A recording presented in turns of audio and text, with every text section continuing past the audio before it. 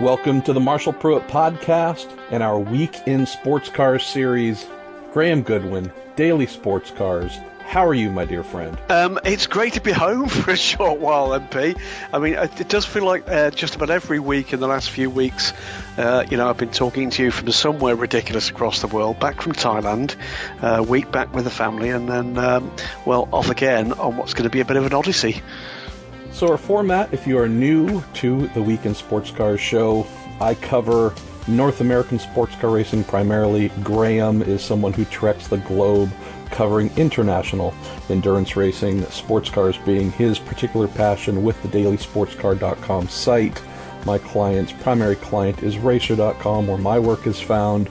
Our show is 99% listener driven, rather than the two of us just rambling on between one another for an hour plus. We try to spend about 90 minutes per episode, and we ask you, the dear listener, to send in your questions each week about IMSA, World Endurance Championship, Asian Le Mans Series, European Le Mans Series, all manner of fun, and this is entirely driven by you. So thank you for stopping in and listening, and thanks to all those who have contributed this week's questions via Facebook, Reddit, and Twitter.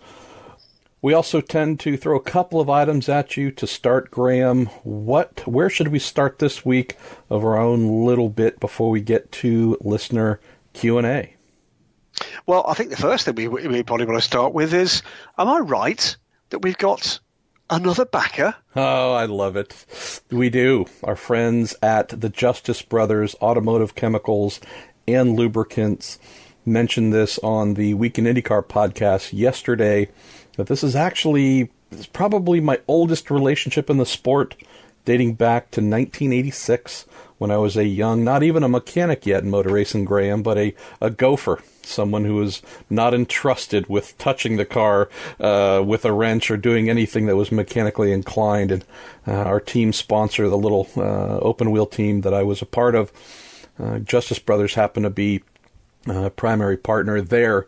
And then later in my IndyCar career, in 1998 at the Indy 500, when we lost our sponsor, happened to get a call from Ed Justice Jr. to say, hey, how can we work together?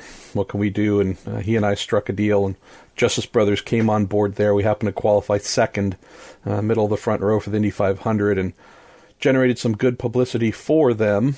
And yeah, I've gotten to know Ed on a personal level in recent years, and it was just fantastic. They came on board, I believe, about the middle of 2018 and supported us for a 1-month run.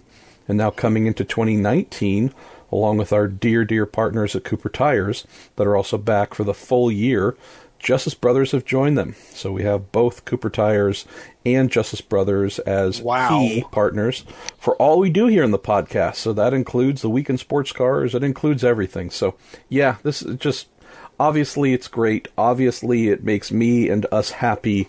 And as I also mentioned on the Week in IndyCar, it's because of you, dear listeners, and your interest, the traffic that you help generate, just the overall positivity, all the comments, even the questions that come in. It's amazing to learn, Graham, how, whether it's a Cooper or a Justice Brothers or some others that are speaking to us right now, they see those things. And the feedback we get is there's something fun and positive and interesting happening. And you guys do your absolute best and do an okay job as well of just trying to bring entertainment and fun and maybe some positivity to motor racing. So it's just great to know that our partners are seeing that and they're wanting to engage and come on board for the full year. So thanks to you as well, Graham, for helping make this happen. Well, I mean, delighted they're with us. Isn't it great to have nice partners in something like this? And it's the start of something exciting, MP. We're coming up to the first anniversary of the Week in Sports Cars. We've got the first live event that you and I will be doing together with yet another partner for that event with, probably the only websites you're going to hear the name Mazda on this week. Fantastic stuff with Mazda having set the fantastic pace in the Raw test, and fabulous news from IMSA. They're not going to play with BOP terribly much ahead of the race proper. And we get to answer some questions live with some excellent guests. And am I right? And only we got a Galaxy of Stars from Mazda, but we've got the son of a racing legend. We do. Derek Bell's son, Justin. Don't know if anyone's heard of that big old slice of British ham, but yes. Is that Justin or just? I mean, his name's Justin. We're going to keep looking into that. We're not exactly sure. Yet another person. We can ask him about Derek. Has the feeling of a witness relocation person. He could be posing as Derek Bell's son. We're not sure. We will have Derek's fine son, also once a former quality race car driver in his own right, as one of our guests, along with Mazda Motorsports Director John Doonan, Mazda drivers Oliver Jarvis and Jonathan Bomarito, and a certain IMSA president, Scott Atherton, will also be joining us for the podcast. Might have one other guest pop in as well, but yeah, this will be held at the Mazda activation area in the infield where they have their cars on display. So they're going to set up some nice chairs for us, microphones and speakers, and invite a lot of folks to come out and just have fun, ask questions, get a little bit silly. Also got some T-shirts to give away, courtesy of Mazda. So thanks to Mazda and Mazda Team Yost for inviting us out. We hope that you all are there Friday at 4:45 p.m. Another fun thing that's new, I know you in particular have been doing fine little jigs and dances. Your beloved Asian Le Mans series, where you're just returning from the most recent round in Thailand, announced it's going down under, headed to Australia. That, mate. Ooh, that's so cool. Well, not just Australia, but actually to what I think is one of the coolest new facilities in my motorsport career thus far. The place is called The Bend. It's built on what was the ground previously occupied by Mitsubishi Australia's test ground, but my gosh, they've done some stuff there.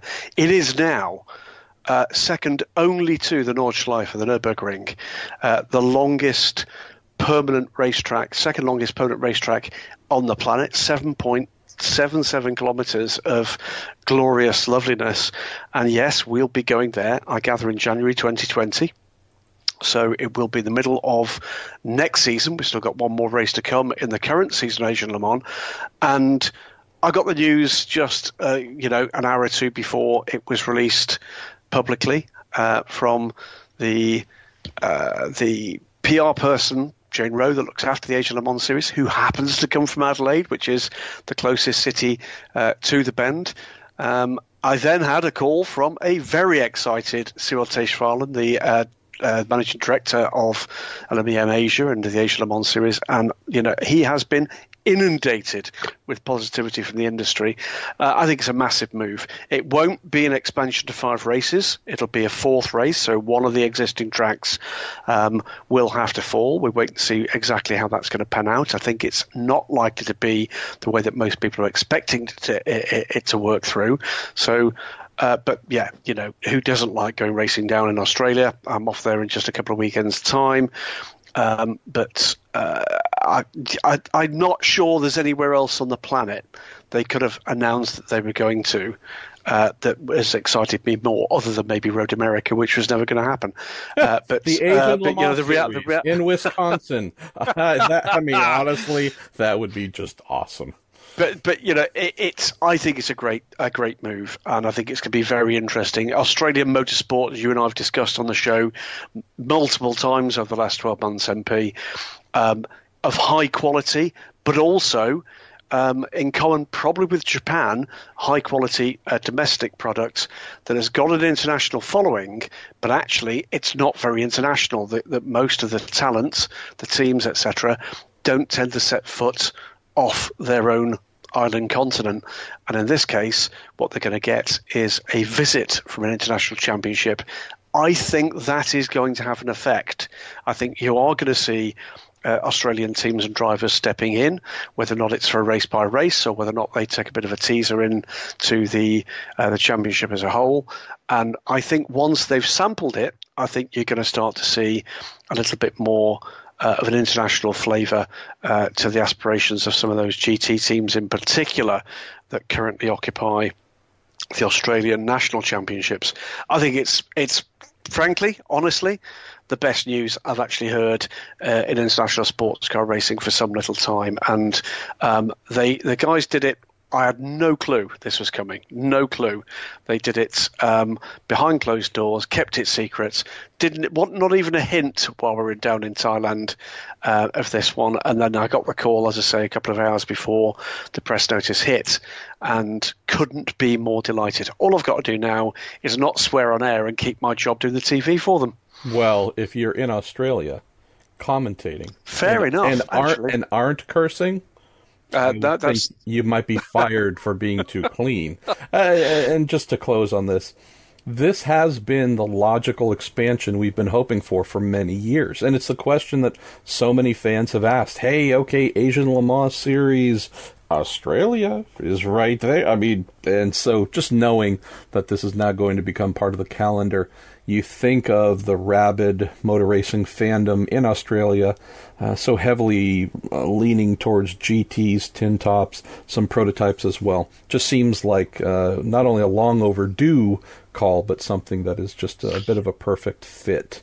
It is. It gives us an opportunity, MP, and I'll take that opportunity immediately to reach out to, the newer outlets that we're expanding our reach across the internet with the Weekend Sports Cars. And it's the guys who are setting up the new Sports Car Worldwide page on Facebook. They've become one of our little partners in gathering together questions, and I'm afraid we got to them a little later than we should have done this week. So Ryan Kish, who's done again his fantastic job of curating the questions from around the internet, hasn't had a chance to catch up with this, and there are amongst the first two to do with the Asia Le Mans series, so I think we can take them immediately. First comes from Sean Randall, who says about the Asia Le Mans Series expanding into Australia, the European Le Mans Series seemingly going from strength to strength. Is there a danger of the two championships becoming more successful and popular than the WEC, maybe killing it off? Yes and no. There is always a danger that will have an effect. I think what you're going to see, Sean, into the 2019-2020 series for the WEC, I think you're going to see an expansion in LMP2. We already know that United Autosports are stepping up with at least one car. I am aware of at least two other significant teams that are looking very carefully at a WEC program with their LMP2 cars. And the draw there is, of course, that you get your Le Mans place guaranteed. It doesn't mean it's free, but you get a guaranteed Le Mans place. And for teams like United Autosports, that's been very much on their minds throughout the latter part of the European Le Mans Series season. It's one of the reasons why there are 4 cars racing in Asia, and continues to be something that is, taking their mind to an extreme degree. It is one of those factors that does define whether or not you've actually got a viable commercial program or not in sports cars. The other Asia Le Mans Series question, by the way, comes from the man behind Sports Car Worldwide, Ian Chicken. Great name, Ian Scott, but don't take the mickey. Now that Asia Le Mans is going to race in Australia, where do you see the series going? Do you see it building for more countries and tracks in the future, or enhancing its current events? Both, I think, is the answer. They've been very careful not to overstretch themselves. The TV figures, I can tell you, in particular in region, are fantastic, better than more or less anything else I'm involved with for TV figures, and that includes just about everything that the ACO actually currently does. TV figures in China in particular are extraordinary. It is certainly growing an audience. Do I think they'll move to 5 races next year? No, I don't. I think they'll stick with the 4. Do I think we might see a longer race again? We had a 6-hour race last season, not this season. I think we'll stick with 4. I think it'll be a 4-hour race in Australia, but we'll wait and see what happens in terms of the demand. Will they build those events up? Well, we've just come from Children's Day in Thailand, where we had a pretty good crowd. It wasn't 100,000, I think, that people were hoping for, but it was a pretty good crowd by any standards. So they've got their eye on events that are promotable. But will they try other parts of the Asia-Pacific region in the future? I'm sure they will. I've been party to conversations about other places they could go. Australia was one of them. Delighted to say we're ticking that box. But there are other places around Europe, around Asia Pacific that could welcome the series in the future. They're clearly looking for a winning formula that will drive customers to join them and stick with them. And that's been the problem in Asian motorsports in this kind of growing phase for it, is getting people just to kind of break the cycle of just trying something new, trying something else new, trying something else new, trying something else new, run out of money, go away. So, yeah, I think this is a good step forward into a new market. Sustainable growth is the order of the day. Well, speaking of orders of the day, knowing that we have, for the very first time on the Weekend Sports Cars, presented by Cooper Tires and the Justice Brothers, started off with the Asian Le Mans series. Where shall we go next on this, as you mentioned, finely curated list of 48 questions, I believe? I think that may be right, yeah. Yeah, that we will do our best to get to in our roughly 90-minute format. Roughly, we've come to know something as Pruitt time, which is usually when I say we've got 10, 15, 20 minutes left to go. That could be an hour. It could be 5. So we're going to do our best to stick to real time here if possible. But which category shall we choose to follow the delightful Asian Le Mans series, my man? I think it's only polite we go with IMSA, isn't it, this time? What? I think so. I think it's got to be IMSA. I'm sure, I'm looking down here, it's a fair chunk of what we've got to kind of get through. But I think we go with IMSA. And I'm going to start to serve some of these questions up to you. Wow. And the first of them comes from our good mate Floodman. I'll be seeing him in a couple of weeks' time on the mountain, Matt Panorama. And he's chiming in from the WC Reddit page. He says, with regards to the Mike Shank Racing, Jackie Heinricher backed all-female car for Daytona. Some comments have been made. The car has been over-promoted. It's turned into more of a publicity stunt and a gimmick than a legitimate race effort. What are your thoughts on that line of thinking? And how important is promoting female drivers' involvement in motorsports? Is it important? Do race efforts like this and the Simona De Silvestro, Reni Grazzi, Bathurst 1000 entry, or entries like Zanardi and Billy Munger, other than breaking the mold type entries, deserve more publicity than others, more typical entries? Why and why not? I get what his point is. Oh, yeah, this is a bunch of great stuff in here, Floodman. Thank you. Yes, I would say yes to the fact that this, I'll work backwards a little bit. Yes, the all-female Meyer Shank Racing Acura NSX GT3 effort, sponsored by Caterpillar, it definitely is deserving of more publicity than others. Why? We're in a time where sports car racing, IndyCar racing, seemingly just about every form of racing needs all the attention it can gather from non-racing fans. This is, again, a bit of a old and known thing, but the days of casual fans helping to boost television ratings or just turning out in droves to see an interesting sporting event that happened to be motor racing, yeah, we don't live in those times anymore. And so when I see something like the MSR all-female effort, Graham, yes, my first thought is fantastic. Before the checkered flag, the green flag is still more than a week away. The checkered flag even longer. We cannot say how this team will fare in the Rolex 24 at Daytona, but we can say for sure that this effort has the ability to attract more interest to the event. If I'm just speaking here in the United States, in very general terms, the coasts, West Coast, East Coast, tend to be the places where motor racing is more popular, this type of road racing at least. Midwest, there's a little bit there, but getting a gift like this, Graham, that can potentially tie the coasts together and bring the awareness to an event in Florida that might reach South Dakota, Iowa, you name it, that might, through a large-scale or wide-reaching newspaper, magazine, TV show, cable something or other, a well-subscribed online publication, who knows? These are the kinds of things, like an Alex Zanardi, like a Billy Munger, who, for the folks who don't typically follow or care, might actually want to look in and see. Motor racing, as we know, we love it, but it's also a bit of a weird thing that isn't very easy to grasp in your first, second, or 20th try. All the minutiae. So compared to, in this case, women thinking of sporting activities and wanting to be athletes, I would say most of the paths are well known and well defined, whether it's tennis, basketball, whatever. There are some very easy paths to do those things, and amazing women, all-time greats who have achieved excellence in many of those fields. Motor racing is still an outlier in that capacity. So where I look at value here, Floodman, I say we have assembled the best women, if we're talking about a group of women competing together at once, the greatest amount of talent in a single car that I can think of ever, at least in road racing. This is the best of the best.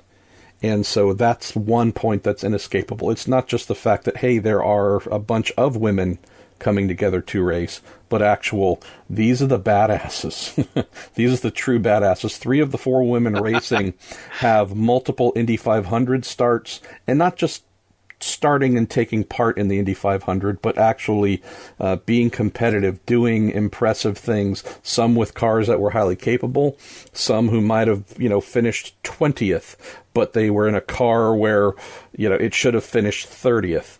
And you think of Christina Nielsen as the one driver of the 4 that is not coming from an open-wheel background or a heavy open-wheel background, and she's a 2-time champion in GT Daytona. So I just look at the quality of the women coming together. That's a huge thing. We've never really had that before. We've had women race together, but we haven't had an all-female team of this caliber.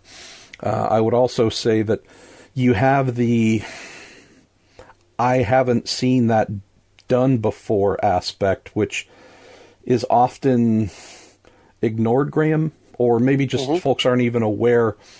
I think back to Willie T. Ribbs becoming the first black man to qualify for the Indy 500 and race in the Indy 500, and the comments, the legacy of comments and reaction that followed from black people who'd said, I never imagined that as a possibility for myself, my son, my daughter, whomever, because I'd never seen us do that before.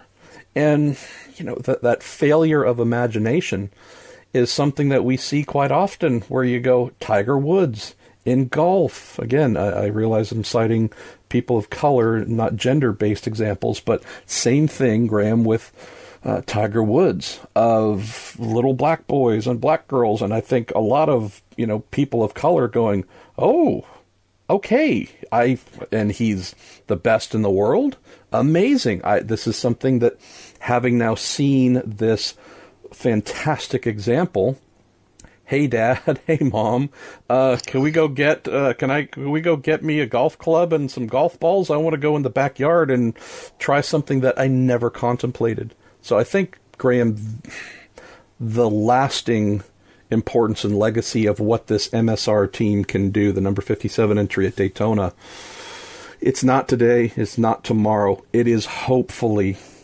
the ability for little girls, and I would say anyone that might not have really contemplated getting involved in motor racing as a driver, maybe an engineer, a crew member. It's these kinds of things where you realize however many years down the road you meet someone and you go, hey, how'd you get into the sport? And it's just so heartwarming when you hear, I watched this person or this driver or saw someone who looked like me or got me interested simply because they were there doing it. That is where I hope that the true lasting power comes from.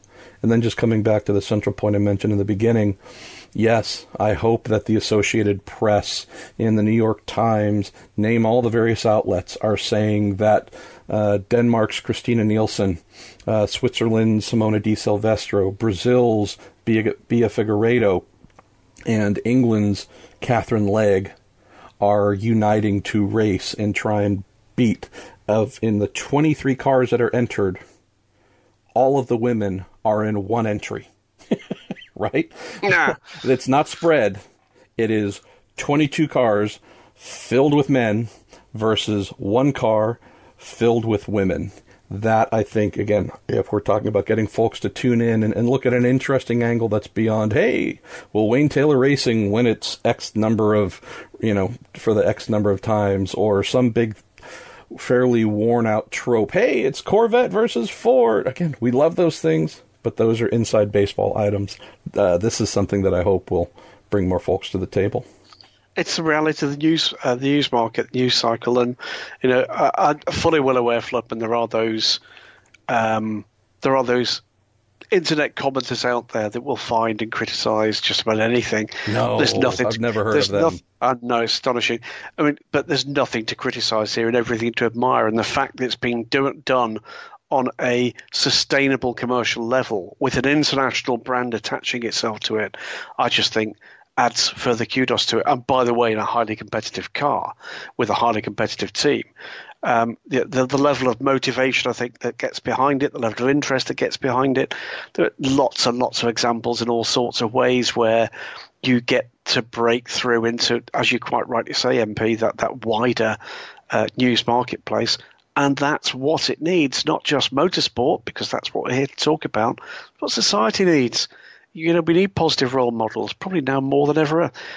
We need those positive role models. The fact that this happens to be, I think you're absolutely right, some absolute badasses in that car. Think about all the people we inspire, Graham, right? How many people look at us and go, yeah, if those two idiots can be considered reporters, boy, I have a great future ahead of me. I want to be him. Yeah, I get that all the time. He said, yeah.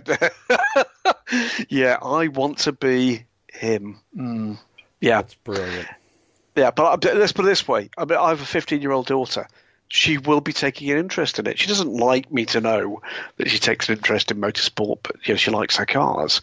But I know for a fact that the point at which she is aware that effort is going to be underway, she will be taking an interest. There's no doubt about it, and that's a wonderful thing. There is nothing, nowhere is that negative. There's no basis on which any aspect of that is negative. I frankly hope they go out there. I hope they absolutely take this one by the scruff of its neck and race damn hard to the flag. What should we do next in IMSA, my friend? Well, we're going to go for Chaffin 17, USCR's Reddit page. Do you think, Marshall Pruitt, the GTE GTLM class needs a real shake-up to increase the speed of the cars?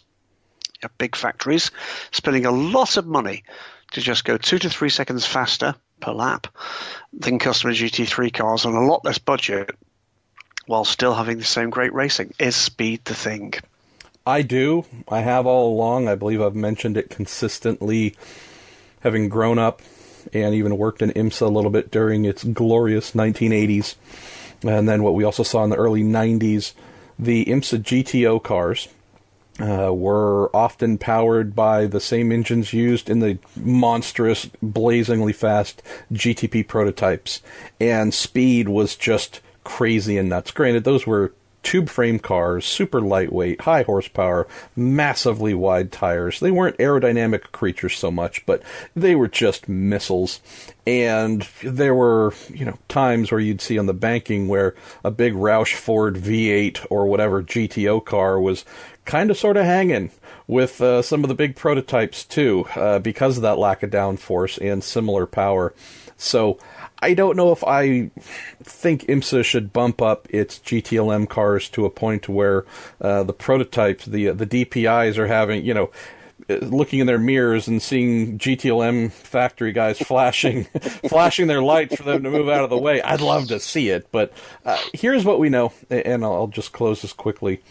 We know that the GTE/GTLM cars can indeed go faster. The amount of restrictions placed on them is very serious. The weight in particular is something where, boy, those cars can get pretty darn heavy, and the power restrictions are put in place to bring them to where they are. I think we spoke about this last week as well. You might say, well, then just take all of them off, and we can see those speeds. True, but it's a matter of sizing. It's a matter of having a suit tailored to fit your size and your body perfectly. That's frankly how the manufacturers have developed the cars. So the size of the brakes are done to match the top speed and the anticipated weight and power. Gearbox and its internals in terms of strength, durability, size, everything is interrelated to work in a general frame of the amount of horsepower and torque being put down, acceleration curves.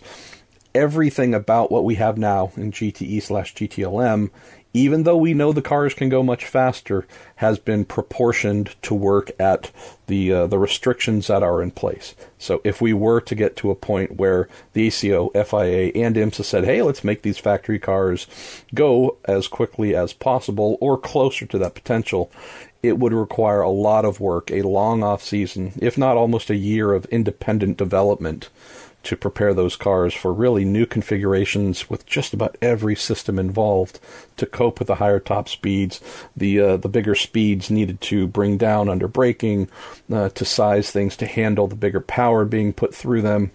Tires would very likely need to grow as well, so it'd be a big project. But yeah, look, speed, that's why I go to a motor racing event, not to see something farting around at below ultimate potential. A great answer. Iced coffee.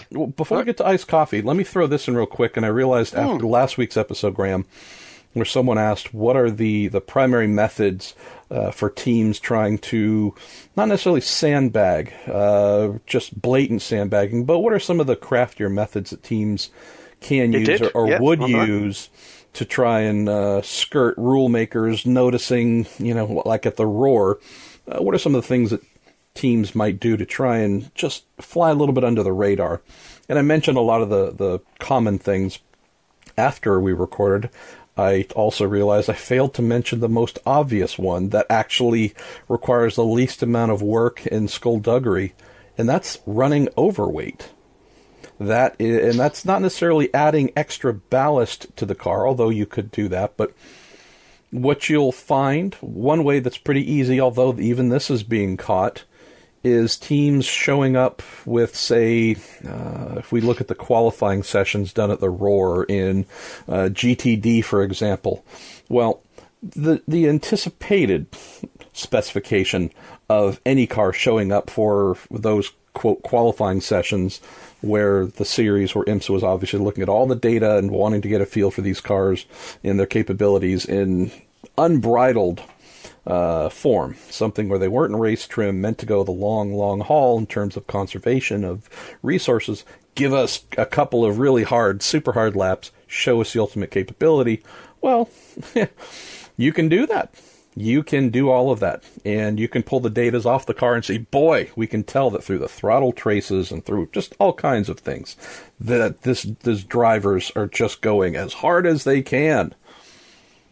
Also, if you're carrying an extra 5 liters of fuel on board that you don't need, or a couple of gallons of fuel that you don't need, well, that's a pretty awesome, pick the number, 20, 30 pounds, maybe 50 pounds of weight, just of excess fuel in the tank that is not needed for that session, but will bring up the minimum weight of the car, will, through lap time, give the impression that you're a few tenths slower.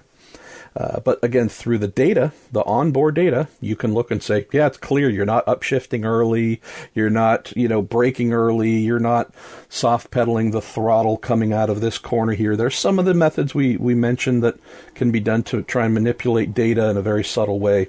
You can trick that game very easily, Graham, by just saying, hey, put in an extra 5 gallons. That's roughly 35 pounds right there. That's roughly 3, maybe 3.5 tenths slower, although everything appears perfectly normal. But where does that get debunked a little bit, my friend? Well, what would a smart series do if they were aware that that could be a possibility. And, a lot of the folks that work in technical departments in most racing series come from the paddock at some point in time. They've been those mechanics or crew chiefs or whatever and know those tricks as well. They would instruct those cars coming off the track to go straight to the scales and say, pick a number. Your minimum weight is, 2,000 pounds. Why would your car come in at, whatever number, 2050 after a qualifying session? That's a little strange. And so, depending upon how hard the efforts are to look after such things, you might get away with it, you might not, but I've just failed to mention that that's probably the easiest way to do it, and it also, I think, helps give the greatest false impression that you're going all out, 100%, nothing left to gain, and you go, well, yeah, but if you drain that excess fuel out of the tank, you'd probably be P1 in the session compared to P4 or 5, and then trying to wage an argument that, and see, we're still off a little bit, give us some more. I love the fact that IMSA gave effectively nobody anything, more or less, in its BOP changes for the race. Let me mention one other thing, too, which I should have mentioned at the outset. So last week, we were discussing LMP2, the class split, how there were fears. Someone asked, do we think the LMP2 class in IMSA will survive the entire year, knowing that there could only be 2 full-time entries, maybe even down to 1, if the performance tech team leaves for the ELMS. And I mentioned that JDC Miller team owner John Church had been one of the staunchest advocates for the split. And I'd heard that from a number of incredibly credible sources, folks that routinely give you and I the sharpest of sharp information. And received a text and then had a call to John afterwards who said I was completely wrong, 100% wrong. And without getting into all the background, I'll take him at his word. Since we're not naming sources, that doesn't mean that I don't believe those sources and anything else they'll tell us in the future. But John said, no, man, you got that one completely wrong. And I've never known John to lie, to me at least, so I'll take him on his word, did then, and would definitely like to raise my hand and say he disagrees, and so therefore, I don't know if you want to call it a retraction, a correction, or an apology, but we'll definitely extend that to John and the JDC team. I also mentioned to him, this is just a little bit of fun to close and get back to our next question. I did say, hey, do you remember those 3 calls I made to you in December that you didn't return? Yeah, well, that was what I was calling to inquire about, having heard that you were the main driver behind the class split. And when you didn't return those calls, he did, I think, text back about a week, maybe 10 days later. Having not been able to connect with you, I just decided to abandon the story. And so what I mentioned in the podcast, again, if I'm wrong, my fault, but I just kind of abandoned it, and that was the last bit of info that I had. So at least you know I was trying to contact you to get clarification, but nonetheless, he says I was wrong, and I respect John enough to say, hey, raise my hand and say that I was wrong about that. So let's get back to our questions, my man. You fancy a question about tyres? What? Why not? Tyres. I just wrote a 1,200-word story last night that'll come out next week about tyres, so let's do it. Let's do it. It comes from Ice Coffee, again for the SCR Reddit group, with the prototypes on a much softer tyre compared to the old, he says, DP-based Conti. We're seeing again the prototypes having a massive advantage in braking zones compared to the old days. Are we going to see an increase in incidents with slower class cars again now that the prototypes can send it in from further distance back? Going along with tyres, in the LMS and the WEC, seen P2s at many tracks suffer on double stints with massive fall-off. Contis never really fell off because they were so hard, but will we see when teams double stint having to conserve their tyres? It's a good question. I can certainly answer part of that, by the way, on the LMS and WEC. You are correct in part. There's some pretty edgy strategy being employed by some of the teams to squeeze what they could out of the available tyre package. And at times, you're absolutely right, it hit somewhat beyond the sweet spot and caught them out for a good half a stint. To me, that's a good thing that we see that in an endurance race. It is part of the kit of tools they've got in the toolbox that can make the difference. What do you think about IMSA, MP? Well, we did have something with the Contis where those tires did evolve throughout the years in IMSA. And yeah, what we had for the first couple of years were just rocks. I mean, they should have been called Conti stones because they were just, and nobody loved them. And I continue to try and tell the truth, something that Continental was never fond of, but folks were not particularly fond of their tires, period. They did improve vastly in the last year or two in IMSA, and we did get to a point where they were a little bit softer, and we did indeed, iced coffee, have them falling off in a stint. In speaking with reigning DPI champ Eric Curran, Ollie Gavin from GTLM, Sebastian Bourdais from GTLM, and also Andy Lally in GTD about the new tires and the changes, the positive changes that they have all mentioned. They have definitely said that the ability for multitasking is a new thing that they love and something that they have not had for those who had been on the Continentals previously, that being Lally in GTD and Curran in GTLM. That had been the norm. We've had Michelin in that class from the start, but what the others have been talking about, and this maybe speaks to the question of, hey, these quick prototypes coming up on some slower GT cars are similar. What the GTD guys have said, I also spoke with Scuderia Corsa's Jeff Westphal about this with the Ferrari that he drives. He said the multitasking is just, that's the best part. With the old tires, with the Continentals, they were a 90-degree tire, meaning, hey, there's the braking zone that leads into a turn inevitably. I need to do everything as if I was driving in straight lines. Brake in a straight line, get the car slowed down, turn, wait, and once it was pointed straight or close to straight, then get back on the power. You really could not combine movements because there was not enough lateral grip in the tire because it was so hard. And with the Michelins, this is where we're seeing a lot of the lap time increase coming from. In particular, just talking about Daytona, from its infield. So we have cars that are coming deeper into the brake zone. We now have drivers that are able to trail brake more, to ask the tire to shed speed through braking and rotate and handle the lateral load as the car transitions through the corner, get back on the throttle earlier, accept that power, and rocket away faster. So deeper into a corner, able to maintain a slight increase in just rolling speed through the corner, and then accept getting on the throttle earlier. So you are maintaining a higher speed / better elapsed time into the corner because the tire can handle everything the drivers want in braking, and you're also doing wonderful things in terms of elapsed time and speed increases by getting off of the corners faster. And so not only is that the general improvement for all the classes in IMSA that are new to the Michelins, but we've also seen that, in just about every case, lap times are down 1.5 seconds, 2 seconds, 3 seconds. There's a universal increase in speed. So that makes me think possible problems or issues of folks falling on top of one another in the brake zone, slower classes, getting in the way or getting caught up with the faster prototypes.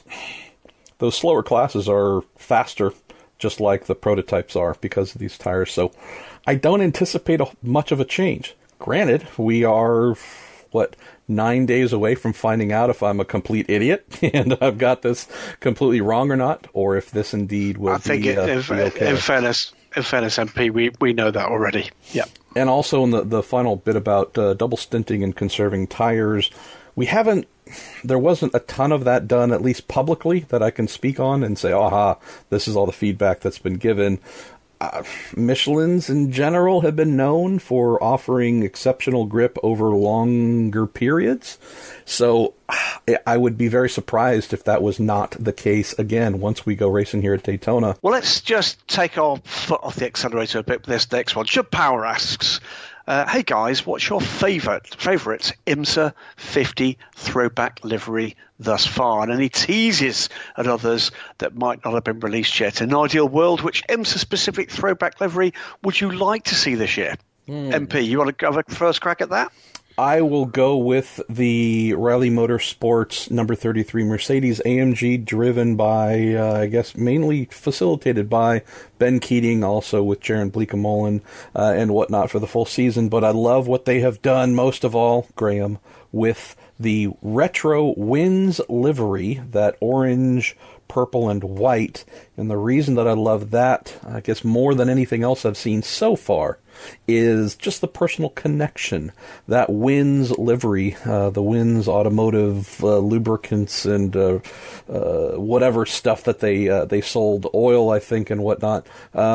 Mark Hotchkiss is a driver that I worked with for a number of years, was an assistant engineer in Indy Lights with Mark, and he and I have just been dear friends ever since. Well, his father, John, was really the one that brought Wins to IMSA, and I believe starting in the late 70s, but definitely throughout the 80s, in a variety of Porsches and prototypes, specifically 962 prototypes, and carrying that Wins gorgeous livery.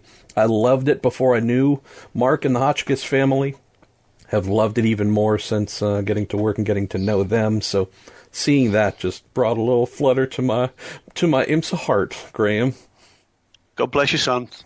Well, I mean, for me, the one downside for me of that livery is they can't run those fantastic gold wheels that they actually had when they unveiled the car. That's a shame with that one. There are some absolute corkers, and I really do like the very latest we've seen before pressing record on this show, which is the Starworks Audi IMSA GTO tribute on the R8. I don't know what it is about those colours. I really, really like it. I will add just this. I asked my colleague and our friend Stephen Kilby this question. Stephen would love to see a Corvette running in that yellow livery they ran early. Hang on a minute. They're still running that livery 20 years on. Not really a heritage livery, but sort of. I think it's going to be stunning. We know there's more to come. Particularly, I believe we're going to see something a bit special and evocative from Porsche, but I'm sure there'll be others along. As for which livery I'd like to see, for me, it's got to be the Lobster, mate. It's got to be the Lobster. The Red Lobster liveried March. I think it was both a Chevy and a Porsche that, Al Holbert drove to great success in IMSA. I believe it was 1983 or so. I could be off. Could have been 84. But yeah, that's a great call. The creepy Crawley livery from that era as well is one that I super extra loved. But we also had a wonderful name in that car in Cyril van der Merwe, who, although he was from South Africa, we're fairly positive there were no, maybe airport meetups, but for someone named Cyril van der Merwe to now have someone from Holland racing in IMSA with a name that rolls almost identically in Renger van der Zande, all I can say is, hey, if Cyril has somehow worked his way in there and that's how we got Renger van der Zande, then I don't mean to cast aspersions, but that's pretty awesome. Maybe we get the two together to drive, and it would just be the most lyrical driver combo ever.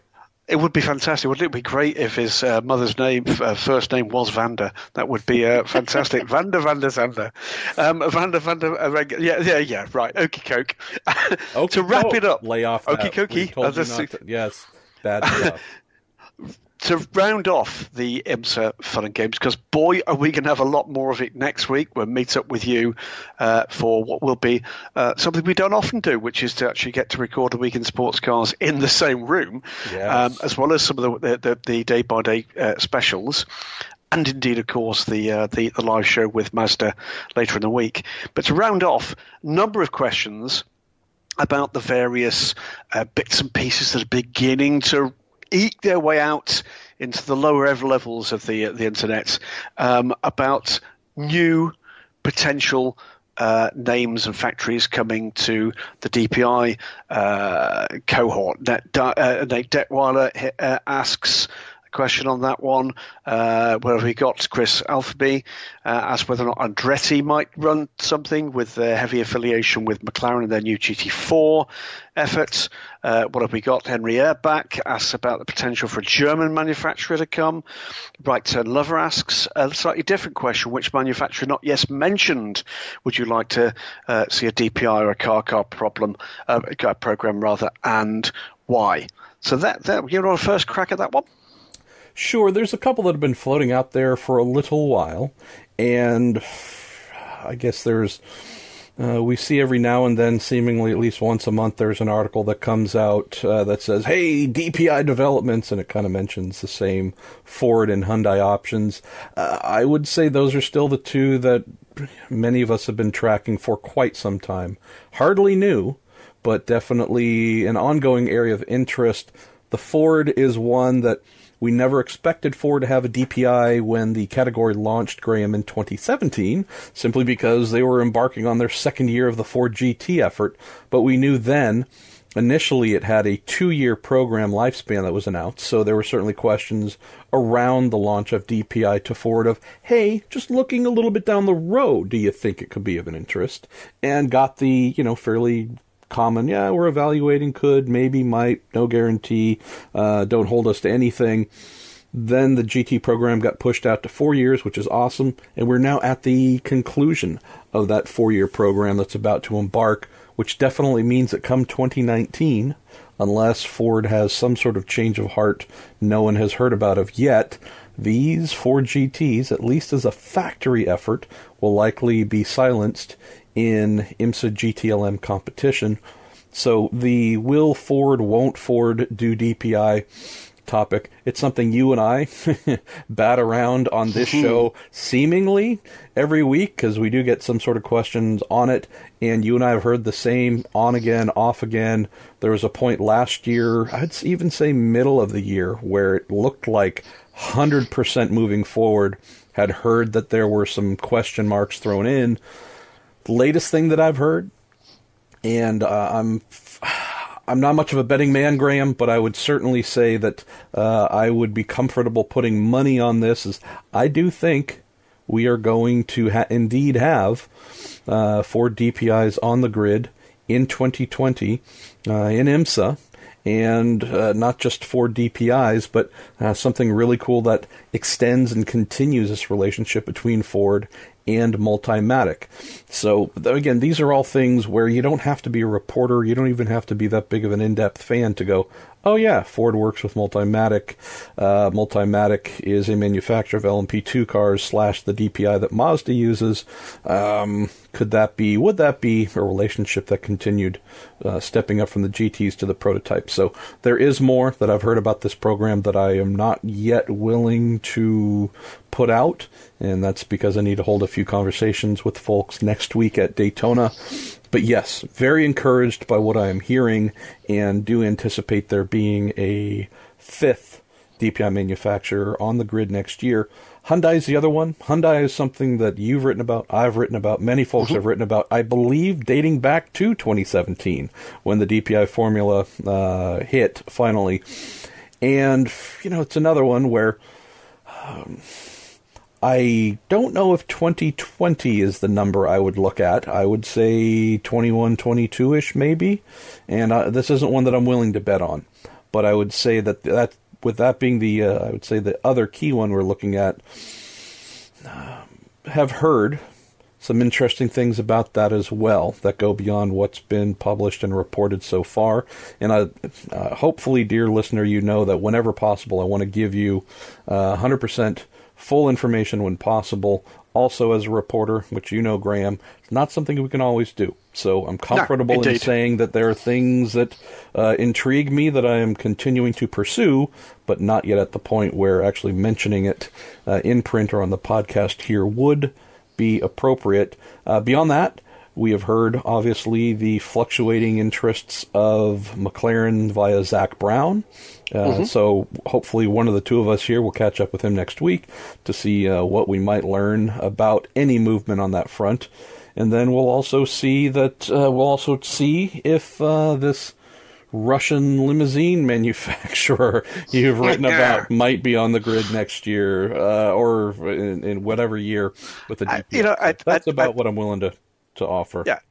At some point, I will write the full story and why it is that story came forward with the weight that it has. Let's wait and see actually what emerges from there. Something would emerge from there. I can tell you that for nothing. We'll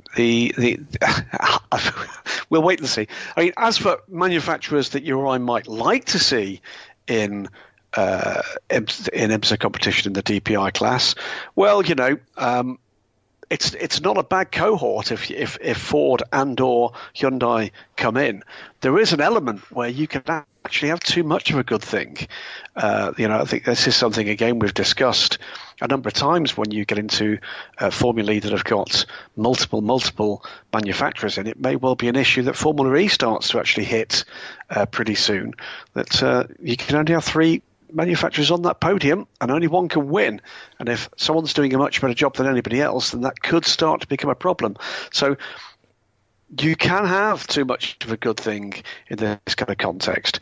As for a manufacturer we'd like to see, I come back time and time again to the Jaguar name. I'll be blunt. I'm getting a bit bored with Jaguar. A bit bored with Jaguar just not taking risk, not basically respecting their own heritage. And I'm hugely underwhelmed with some of the choices that brand has actually made in the last half a decade and more with their motorsport heritage. We know that Bentley came close some years ago in the early parts of the DPI formula. We know there was a bodywork design program. We know there was an engine program. I don't see that happening anytime soon either. But yeah, it would be good to see a high-end manufacturer getting stuck in there and adding a little bit of sprinkle of glamour into that paddock. Let's wait and see what emerges. And I'll also mention, and this isn't IMSA, but it is related to IMSA, that I have made advanced plans to meet up with someone next week from a series that is not IMSA, who will be meeting with at least one manufacturer in the paddock in the hopes of concluding a deal for that manufacturer to participate in their series. So, I don't know. Maybe that fits the too much of a good thing model, Graham. If you go, well, hey, if you've got 47 manufacturers, maybe there's one or more thinking, it's good being here. We want to be here. We're not leaving, but maybe there's some value in finding exposure in a different series where we might not be lost in the mix. So HPD are going to the Reno Air Races. That's fantastic. I'll just say it. It's the Monster Trucks. It's Monster Jam. So excellent. The new Volvo again then? No, the new Lamborghini SUV that is going to be hopefully coming to Monster Jam as a new manufacturer there. So hashtag our first one, I believe. Hashtag breaking exclusive scoop on the Week in Sports Cars presented by Cooper Tires and the Justice Brothers. All right, my friend, where else should we go in IMSA? I think we're done with IMSA. I think it's time to go to WC. AsLMS, ACO, WAC, Wezaklamako. I do apologise for some. You're not going to believe this, but Siri on my phone has just actually just woken up and has come up with the definition of what a whack is. I hate that I have to keep mentioning this, but this is a kid-friendly show, Graham. So please do not. It's some kind of bird, apparently. Yeah. Well, let's not describe what a whack is. So apologies for my brand spanking new iPhone interrupting the Week in Sports Cars. I'll shut it up. Immediately, but we will see. But no, let's move to the world of ACO rules racing.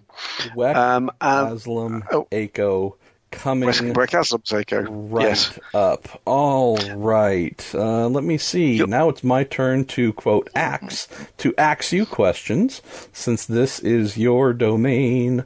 All right, we're going to go back. That's the first new word of the show, by the way. Well, it's actually used here in the good old United States. Is it? It's ask, pronounced. Now that's a new word.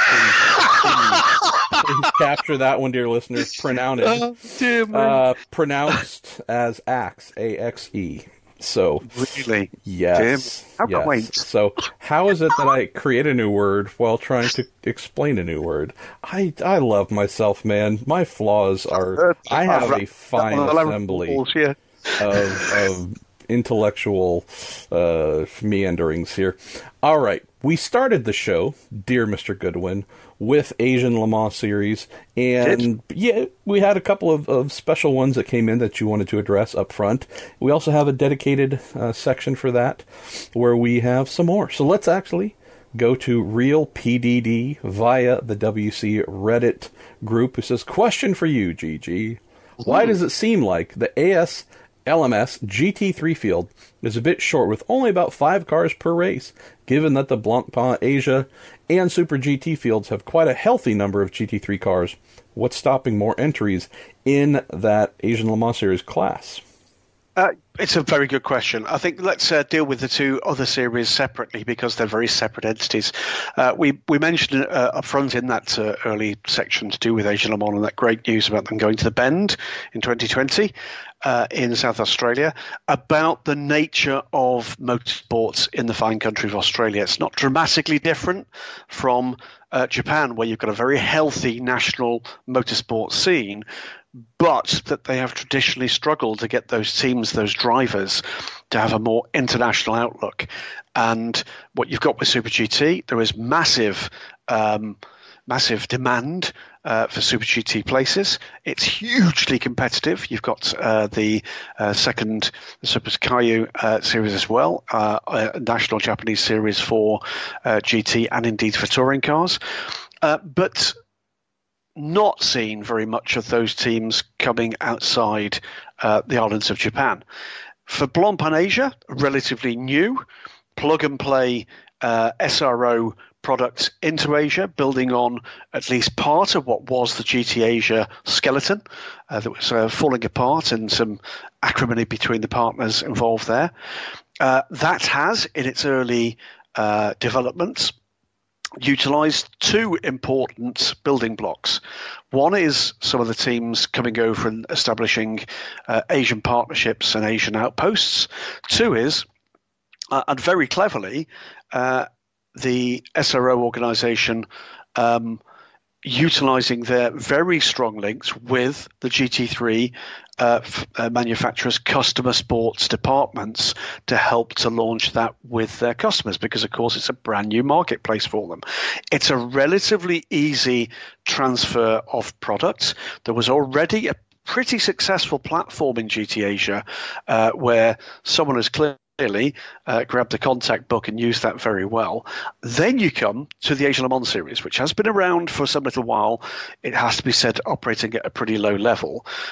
Came back under the wing of the ACO some few years ago, and now under Cyril Teichfahlen and the team that run the series. But it's a very different animal. It is endurance racing, mixed class endurance racing, bringing prototypes into the mix, which is something that has traditionally not been part of the environment in Asia. You look at some of the major marketplaces around, and I'd actually at the weekend in Thailand a fascinating conversation with one of the guys who looks after a couple of teams in China as to why it was that GT4 wasn't taking off in China in the way it is elsewhere, to which his answer was, it's simply because the people paying the money want the biggest, baddest thing out there. And in GT terms, that's a GT3 car. GT3 has got there first. That's certainly got some momentum. It's proving to be a pretty slow burn to get Chinese teams and drivers interested in anything like large numbers in prototypes. And of course, you've then got the problem that they are quicker than the GT3 cars. So things are happening in the background. I think they've come extremely close to getting significant entries from significant teams based in the Asia Pacific region. The move to add an Australian race is absolutely part of that drive, and I think you might see more of that drive to look at where the marketplace might be as things develop over the next 2 to 3 years. But yeah, it's fair to say there is absolutely disappointment that they've not been able to make that class stick. They've not been able to make that class stick, and they've not been able to make some of those entries stick. They have got some good teams around, but there's no doubt in their mind, there's certainly no doubt in my mind, that they'd be rather happier with a GT class numbering somewhere closer to 10 than somewhere closer to 5. Can they achieve that? I think 2019, 2020, and the changes that have been made to the calendar, in particular that move to Australia, even if it's only on a race-by-race basis, could be a real turning point for them. Let's wait and see. Okay, let's see.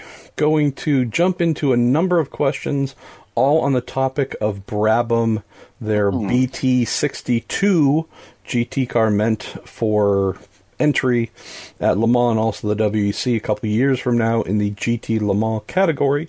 So let me consolidate those and throw them your way. First one from our pal Baxter, who says, how will homologation work for a Brabham GT car? Do the production examples need to be road legal? What about the 300, the minimum number of 300 production engines requirement being met?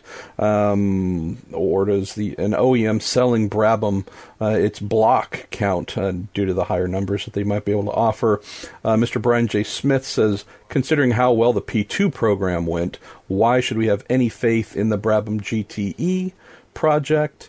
And we also have Adam Farrell, who says, how do you think Brabham will do when they join the GTE ranks alongside vastly experienced programs like Porsche, Ferrari, Aston Martin, etc.? And how will the GTE landscape look once we get to 2021, 2022, knowing it's the second year of the hypercar regulations, Graham, and we have a concern that there could be some current GTE manufacturers that leave the class in order to step up to the GT-style prototypes that we will see in hypercar.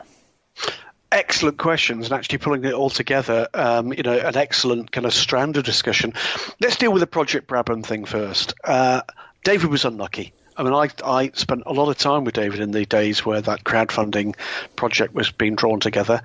He was unlucky on two fronts. I think he came very close to putting something together, but that all happened at around the time when those new regulations were coming forward.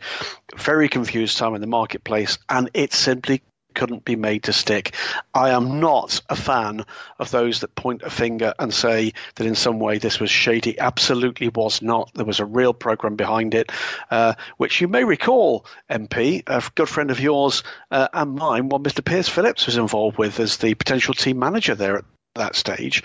We're not talking here about people who don't know their stuff. It's just that became one of believers dozens and dozens of projects that happen every year that don't get over the line. So I want to just park that for a minute. I can understand people's irritation, but it should be that. It certainly shouldn't go further than that to be some of the finger pointing, the metaphoric finger pointing I've seen on the web and some of the discussion about this. As for Baxter's questions, great questions there. I strongly suspect that actually running Baxter's question in with Adam Farrell's question, there are some serious discussions underway at the moment about the future shape of GTE Pro, for that matter GTLM in the future, because I think you're quite right. Certainly a good chunk of the GTE field are showing an active interest in hypercar. And I'll say this, by the way, on the show for the very first time. That includes Porsche.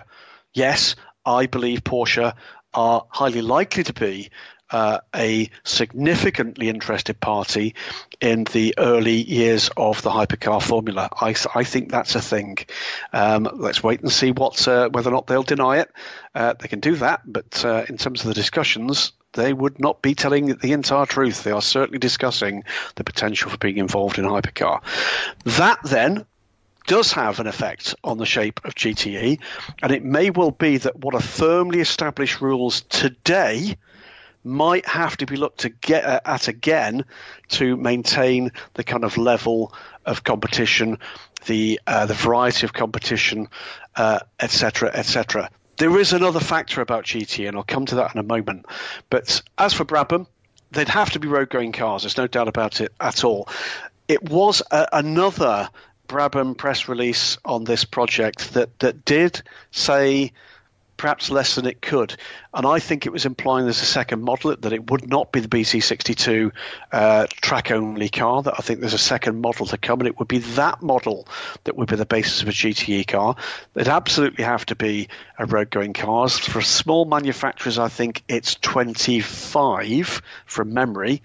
The production engine provisos, everything else. Bear in mind, we're talking about a couple of 3 years from now. Everything's up for grabs when actually you start to play with the environment around classes, including the level at which you pitch the production values of those cars. So that could be quite interesting in terms of what Brabham, as a niche aspirant manufacturer, might want to come and talk about. Second, the final part of this environment is another part which I've not really seen very much said about, but I had an interesting conversation with Stefan Rittel a few weeks ago. And what Stefan was saying, I asked him a question about the new regulations that have been coming into play now, for GT3 manufacturers, and being far more stringent about sales of those GT3 cars. It comes off the back of Stefan's, let's put our cards on the table, loathing of the model that Cadillac actually showed with their ATSVR program. He does not want what he would describe and has described as being prototype GT3 manufacturers in the marketplace. He wants people to have truly customer sports operations with 20 sales over a period of time, etc., etc. And I asked him the question, does he expect that some of the current manufacturers might fall short? And I think the answer there is yes, he does. And if they are going to fall short, that they shouldn't be in GT3. And that his words, you can read them on Daily Sports Car over the weekend, is that if you want to go and sell 6 cars, well, just have another look at another rule book and put that into GT and GTLM. Could there be an opportunity for some of those manufacturers that currently have a perfectly viable platform to have a little bit of a breathe on it? And could that be the source of a different strand of GTLM, GTE manufacturers? Wait and see. I mean, it's a long shot, and it's a bit of a stretch. But when you've got one of the governors, if you like, in the world of GT racing, actively encouraging people in the motorsport industry to look elsewhere rather than GT3, he's certainly got strength in depth. He can afford to do that right now. That could lead to some very interesting choices as things start to pan out in the next third to half a decade, couldn't it, MP? Well, yeah. Again, the amount of possibilities here I absolutely love. As you also know, I'm someone who routinely asks, how many either new classes do we need? How many new branches do we need? So, yeah, always a fun conversation with Stefan Rittel, who wants to fill the world with all of his ideas. Let's go to, where shall we go next after our fun little trip down Brabham Lane? Let's go to Ed Joris, and we will round out our WEC AsLM ACO coverage. Bit of a long one, but I love this, and you can fill us in some more here. It says, about the new car/hypercar regulations, could a privateer go to someone like Honda Performance Development and obtain, say, an IndyCar or an Acura NSX GT3 engine, maybe even the turbo used in DPI, and then go to someone like Magneti Marelli and obtain an off-the-shelf KERS system and go to war with that? Or do the, quote, suppliers for such things need to participate as OEMs? Looking at it the other way, could someone like Honda HPD participate in car as a supplier to privateers without campaigning a car itself? And Ed says, would this be a way to ease into the game without jumping in with both feet?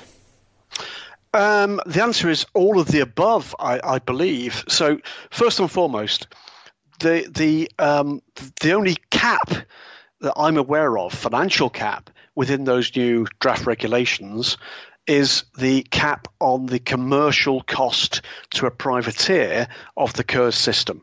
That's a proviso of those regulations. Beyond that, it really is a kind of how can it describe? Almost like a Lego system. It's modular.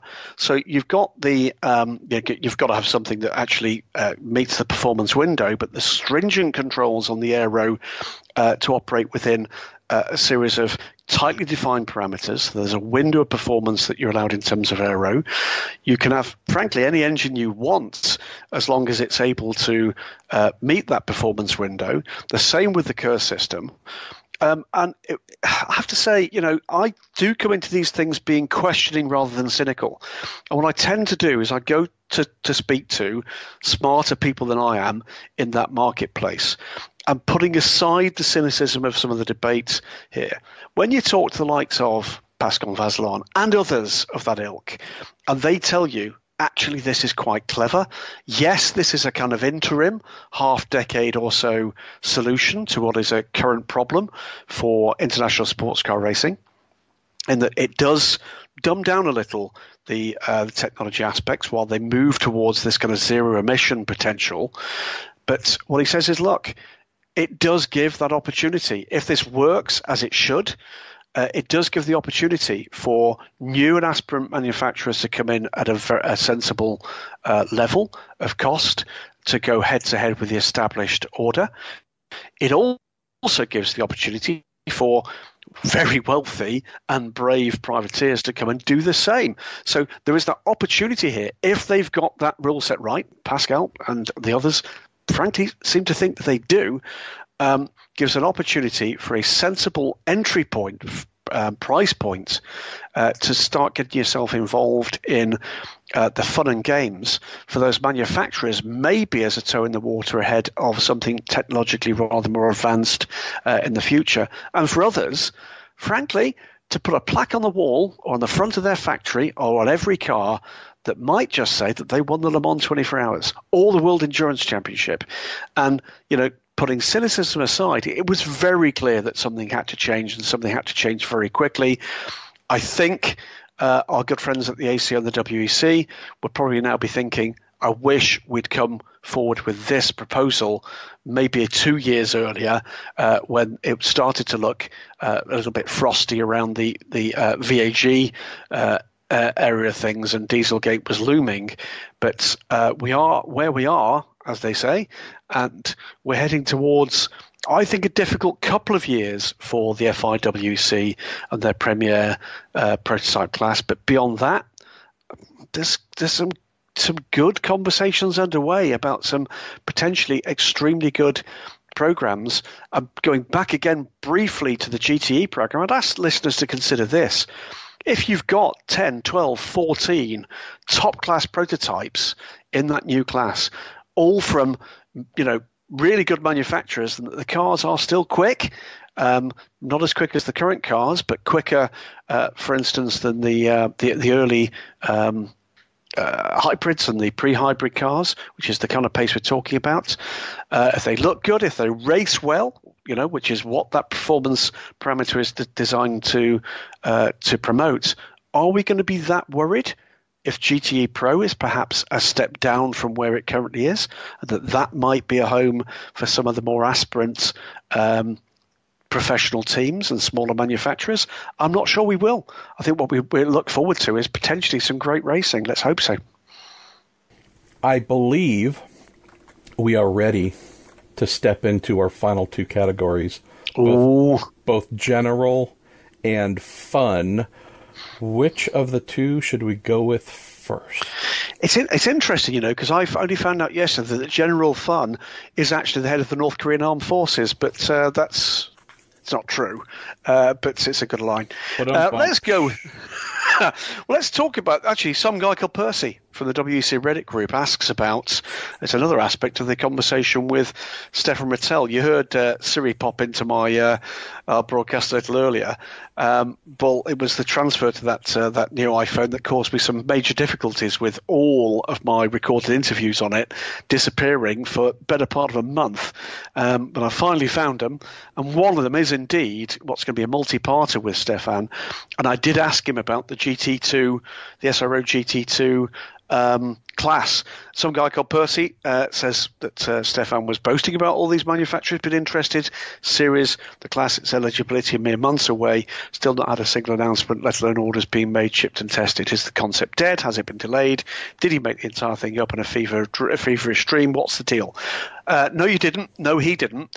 What Stefan tells me is that he applied a pretty good yardstick to it, and there's two levels. One level is which manufacturers have presented proposals for GT2 spec cars to the board and have had that program accepted. And the answer is there are 3 of them. Okay, we'll come back to that in a moment. So they are the manufacturers that we are likely to see, and I'll tell you where in a moment, during the 2020 season. The second part of it is the manufacturers that might come maybe in year 2. And he tells me that there are serious proposals getting towards board level for a further 3 manufacturers. So that's potentially 6 into 2021.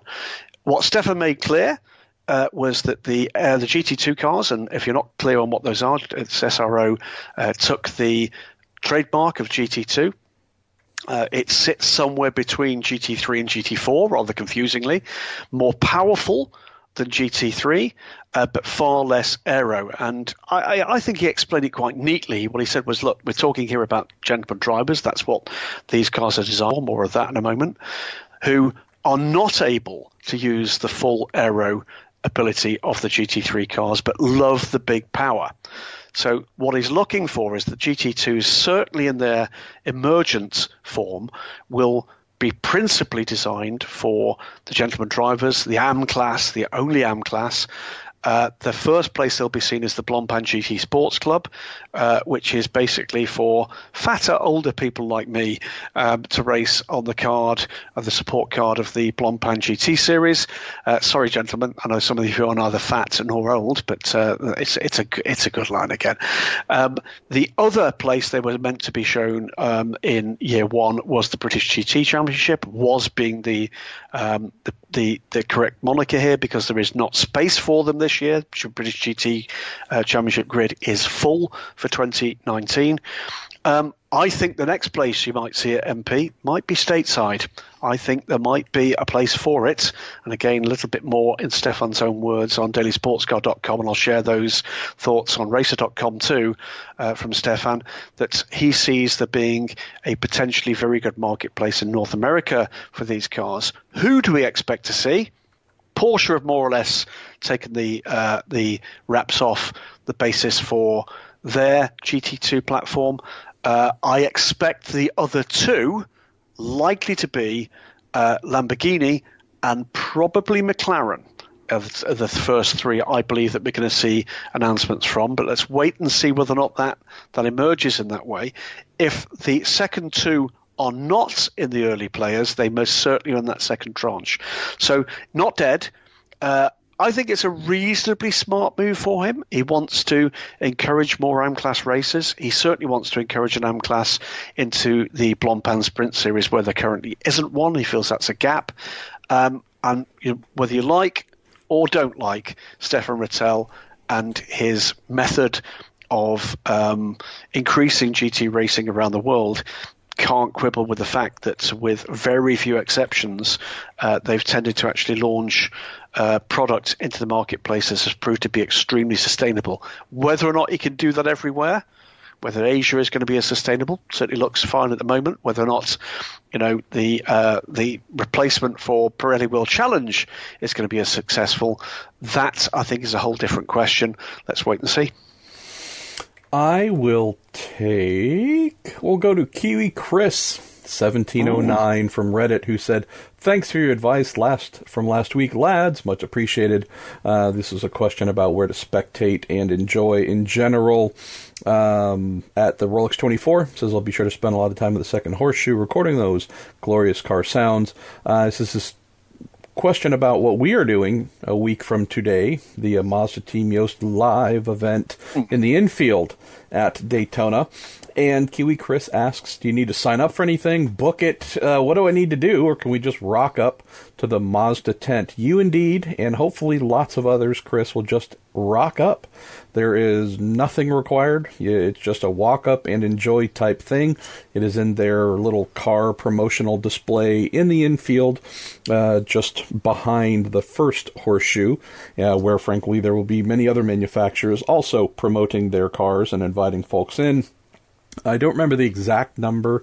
I think it's something in the range of 75 custom Mazda Weekend IndyCar T-shirts that that Mazda had made, and Weekend sports car, shortly. Exactly. That one too. We'll look forward to those being given away. And Mazda, when Mazda came to us and wanted to do this in lieu of taking payment, we said, "Hey, why don't you put that money into just some cool giveaways?" So Weekend Sports Cars T-shirts, free, approximately 75 of them. So hopefully we have at least 75 people there to take them home. And if not, we might be asking you to wear 2 or 3 to take them on a fine journey. Absolutely. Remember, kids, when you're there, buy a Mazda. They're great. Well, or buy Graham. He's also very good. And I'm up for sale. Price anytime. Is much lower than you would expect. Let's see. Where should we go? Zling 111 from Reddit as well. Couple questions in here. Asks me, is there a way that he or she might be able to work on a pit crew as an amateur mechanic, and how do you get in touch with teams? This comes in fairly often in some way, shape, or form. How do I get involved in racing on the team side? Best suggestion, not knowing where you are in the world, is find your local amateur racing organization. In America, the Sports Car Club of America, the SCCA, and also NASA tend to be the two biggest organizations most active at tracks across everywhere. And so, provided you have some mechanical inclination, knowing that you're asking about being a amateur mechanic on a pit crew, I would spend some time volunteering on the local club racing circuit. Why? Well, again, depending on your skill level, that's the place where you not only learn but make mistakes. Hopefully nothing big, but what you don't want to do is rock up in a professional paddock, volunteer. There are some teams that will take you on as a volunteer and then make mistakes that get you disinvited, and you'd be surprised how many folks know about such things on the pro level. So definite suggestion. Offer your time, expect almost nothing, expect to be given really crappy jobs. It's kind of part of the ritual. And go from there. It might take you a little while, a couple years, but you can definitely, with some skills in hand that you can offer a team, that might be something where you go to the Michelin Pilot series, the IMSA PC Challenge series, one of the training grounds for IMSA, or one of the training series that you might find running alongside WEC or AsLMS or otherwise. But yeah, that tends to be the path. Start on the amateur level, learn, have something to offer, then seek to offer those working up the good old ladder. We do see it, don't we? We see, there's guys that I've had those conversations with 5-10 years ago that are now there in pretty senior positions in major teams, and it's great to see. Somebody takes you under their wing, finds that you've got a particular skill or particular bent, and actually there's a business model there for you if you want to go down that road professionally. I think wise words, Mr. Pruitt. Well, one quick thing, actually, right there. So, Sling 111 actually also asked another question, which I think he's asked previously, and we've not got to it, which was, and I've been eager to actually answer this one. Has there been a true AM that's risen up to the pro ranks? I'm going to give you a couple, actually, because we've just lost a couple of them to the numbers for the moment at least, and that is Jan Mardenborough, who's over in Super GT at the moment, came through the Nissan GT academy, as did Lucas Adonis. And Lucas, obviously, just, I'm afraid, dropped as an SM factory driver. Not expecting Jan to suffer that same fate, by the way. I think he will stick along and will find a home in the ranks of Super GT for 2019. But yeah, the esports route has actually begun to get people interested in trying the racing game for reality, and I think we'll see more of that in the future. Interesting. So, where should we go next in our general before we speed towards fun and closing? Let's have a quick look. There's a good one for 4SGTE from the SCR Reddit. Can we do a historical comparison? It's a long question, but basically it's about race attendance, TV figures, general relevance, and popularity of sports car racing through the different eras, and also when compared with things like WRC, IndyCar, NASCAR, DTM, and BTCC, and not counting F1 and MotoGP. A really quick answer from me. It's a much tougher environment, business environment now for whether or not it's motorsport or anything else. Why? Because there's hugely more distractions that are available for any kind of leisure time for people. Equally well, there's a hell of a lot more ways you can follow it remotely. So actually getting people to come to the track as a result of that is very much more difficult. It is a bit of a black art to try to be a promoter for even a major race locally. And certainly I've seen those kind of attendances dropping off from a period where, in North American racing in particular, 30,000 used to be a poor crowd at some of those races, MP. Yeah, and just thinking back very briefly on, say, the 1980s, even the 90s a bit here.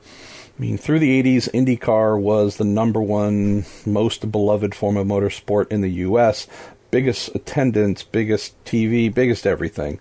IMSA started to rival that really around the mid-80s and up through the early 90s.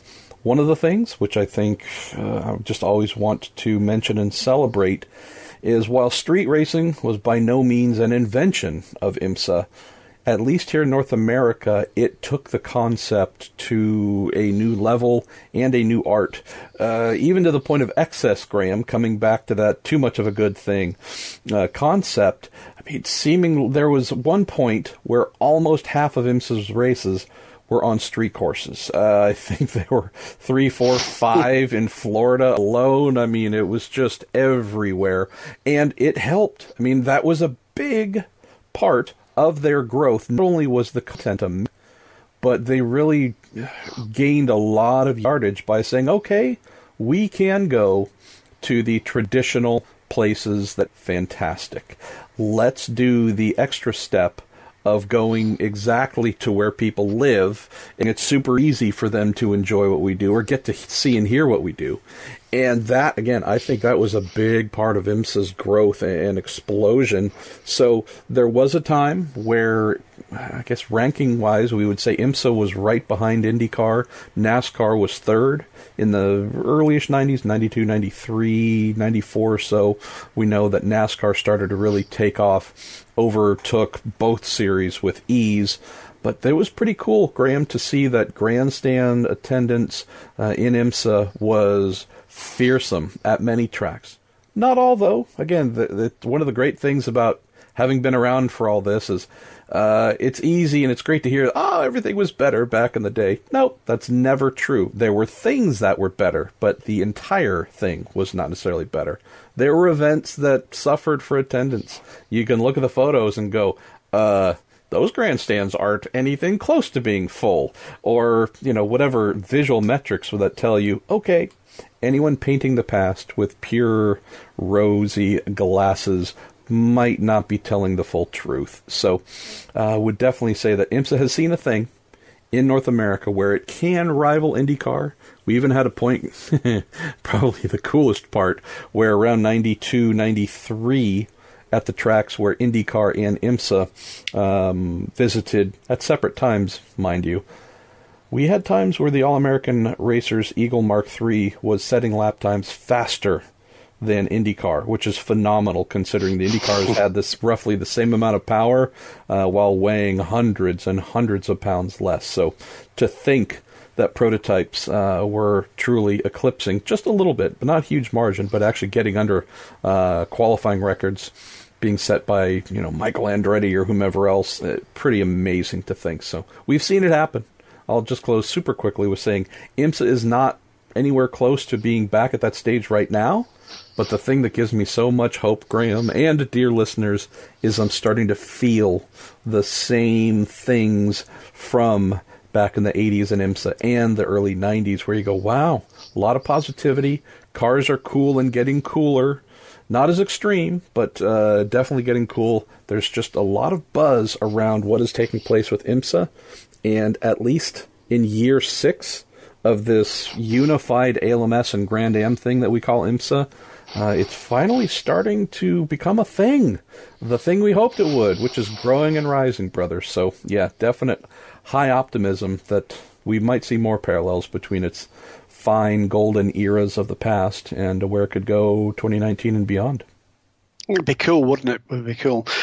Sticking with the kind of IMSA theme, Tom Wilfall from Twitter asked, it's a carryover from last week, and said, should anything be read into Aston Martin's North American plans after Chris Dyson's ride in the new GT3 a few weeks back?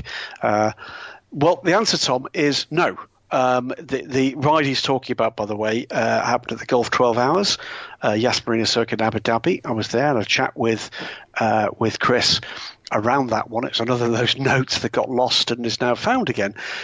He was there with a name you might well remember from the American Le Mans series, Humaid Al Masoud, friend of the Dyson family, ex-customer, of course, of Dyson Racing, and was a guest of Humaid for the weekend, thoroughly enjoying himself. I did ask him exactly this question, and I think the answer came back, well, look, there's no doubt in my mind, though not confirmed by Chris, that Dyson Racing were on what was, I think, a fairly long list of organisations spoken to by Aston Martin as their potential North American partner.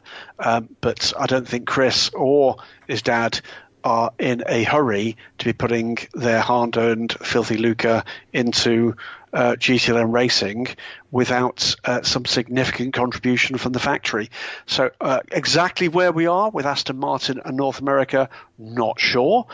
Is it progressing? I don't think it's progressing as quickly as they would initially have liked it to have done, but it's certainly not dead. There's certainly interest in it. I need to find myself some time to go and speak to David King from Aston Martin at some point soon, just to find out exactly where things stand on that and a number of other interesting things happening from the fabulous UK-based manufacturer that is Aston Martin. All right, I'm going to comb through here. All right, our man Rob Chalmers, who says we never use his questions. We actually have in the past, Rob, but no worries, just a prompt to make sure we do it again. Let's see, I'll go with his question of, could LMP3 go to a small capacity turbo as part of the delayed 2020 revamp? And also mentions they are far more plentiful for manufacturers and, dare I say, more representative of engines being used outside the U.S. How's this, Rob? I love the idea. I just would vote against that execution.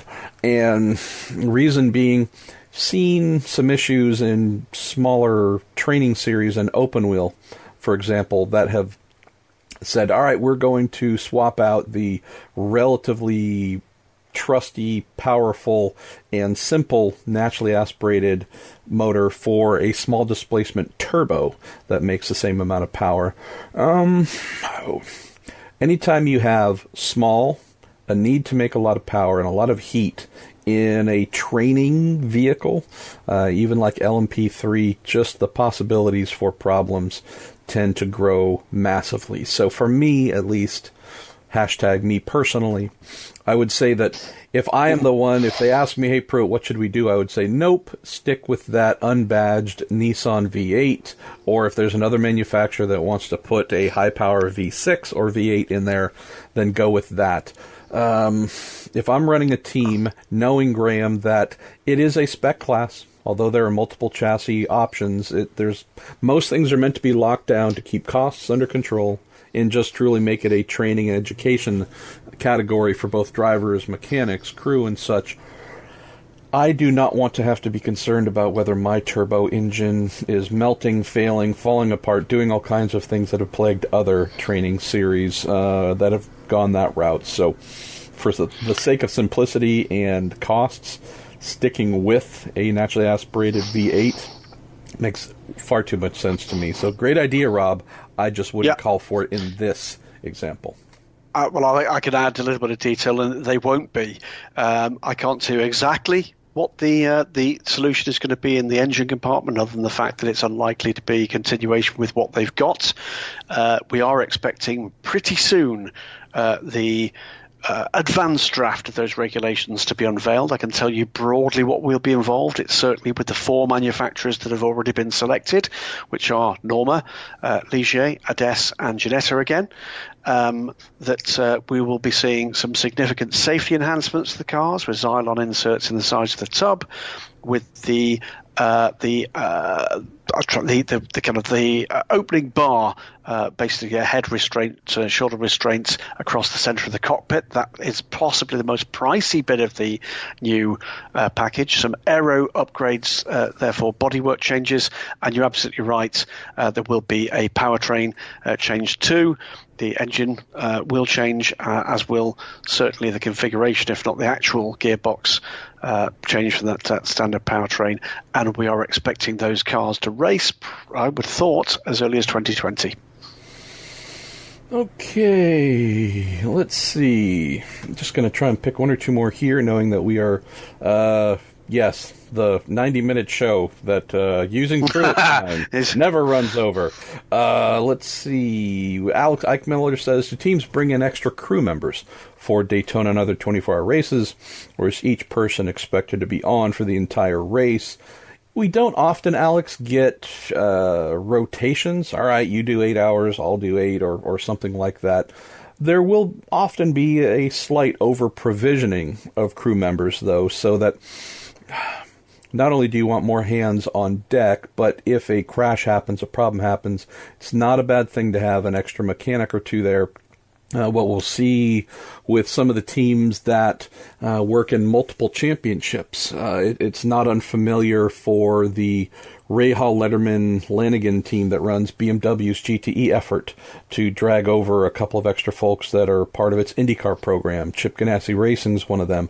You might drag some IndyCar folks over. We have seen Team Penske do this, and we can name many others. So it's not uncommon, whether it could be an engineer, could be a mechanic, could be hospitality, could be mechanics as well. And so, pretty much everybody's expected to do the whole thing, but there's also often a little bit of a safety net that if someone is just dog-tired and or really needs to go sleep for an hour for whatever reason, most teams for the big races like this at least give some sort of consideration to having a backup or just extra brain power for the truly critical roles in case there's a need. Doesn't always happen, but it's at least a thought. So let's see. Where should we? We just need to get to some fun, and there's some other. Oh yeah, really I need some fun in my life. There's some other really good general questions here.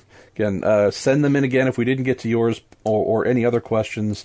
Please fire them back. We'll try to get to them next week during our live episode, captured, by live, meaning Graham and I are actually together in the same room, but in our live recording next week at Daytona. But all right, we've got a couple of fun questions set aside by our man Ryan Kish.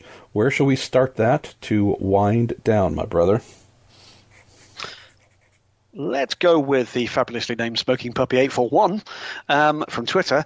If you were to get one of the licenses to build an LMP2 car for the next generation, what would you name it and why? Something a bit different to the usual, I think. I'm going to be controversial here. It's not like me, I know. Damn it. But how, with just 4 on the grids of the world, and actually just 3 of them if you don't count the Multimatic that's not racing, did we end up with 2 of them called the P217? That shows a radical lack of information. Yes, we've got JS in front of the Ligier.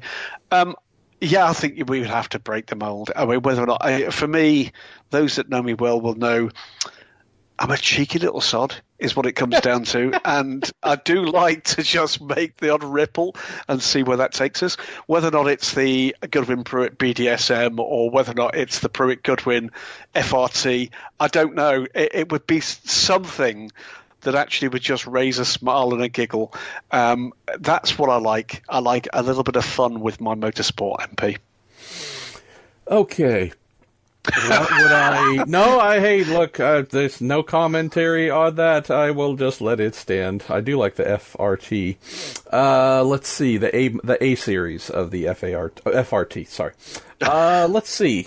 Well, the Tucker brand, that was an automobile company in the United States. It was. Tucker was a legitimate It was, absolutely. There's a fabulous Hollywood film about it. See? So what I would do is I would see if I could license the Tucker name and bring that to bear as that would be the name of my LMP2 constructor, and then the model name would be the Level 5. That is exactly what I would do if I could enter into this constructor space.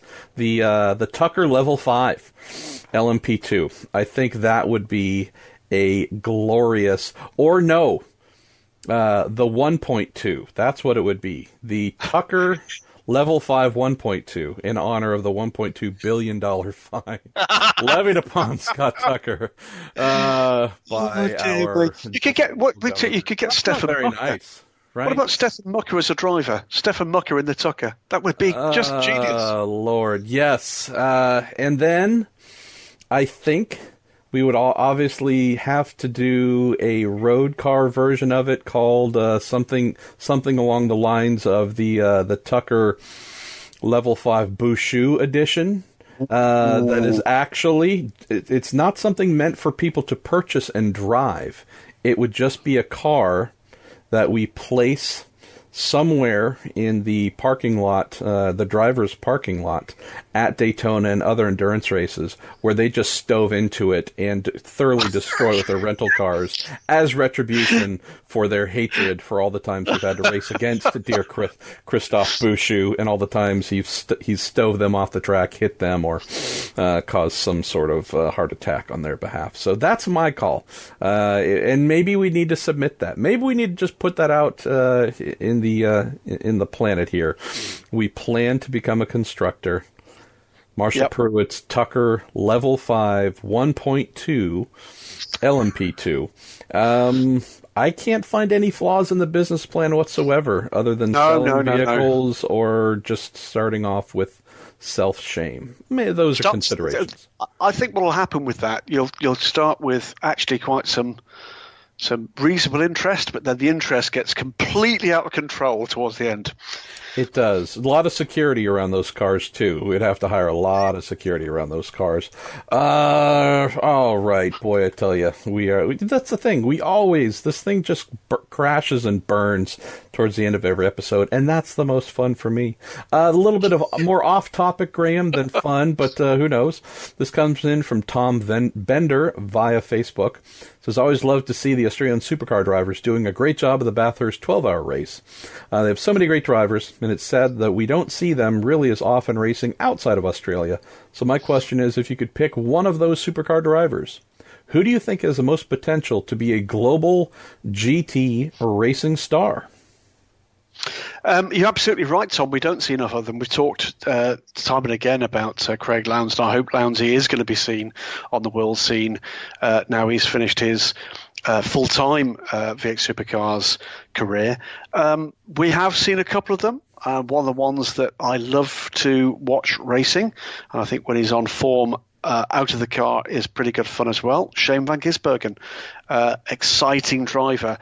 One of the special ones. There's something a little bit different about the way that Shane is wired. I generally. Was that a compliment or?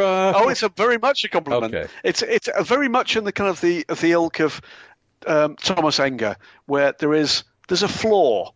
And I like that. I like it. I think it shows humanity. There is a flaw there. There's something for people not to like, as well as something for people to be completely in awe of. And I like that in a sportsman and a racing driver. I think that's fabulous. But from my experience at the Bathurst 12 Hour, there's been any number of those guys that we see from afar on TV or on the website of the magazine of your choice to follow your motorsports, but we don't get a chance to see trackside outside of Australia. I'm sure you've got your favourites as well, MP.